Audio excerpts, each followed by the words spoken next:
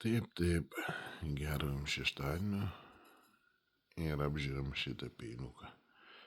Šis peiliukas taip pat be galo rimtas. Be galo. Centrą dabar taip greit nepasakysiu kas, bet pagal plieną tai galimai bus chromaksas arba dar kažkoks rimtas plienas. Kad aogami,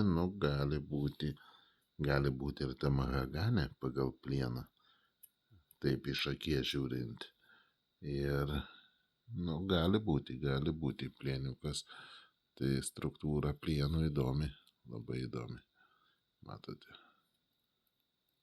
Ir be galo kietas, be galo. Jokio atšipimo ir tokio tik palūžinėjimai. Aišku, geometriją suvedus, nežinau, čia nereikia, jeigu nuolydį ploninant, nors šiaip gana plonas užtektų ir geometriją suvesti. Tik tai, jeigu nuolydį plonini, gali ir ženklai pasinaikinti, tai vat dėl to.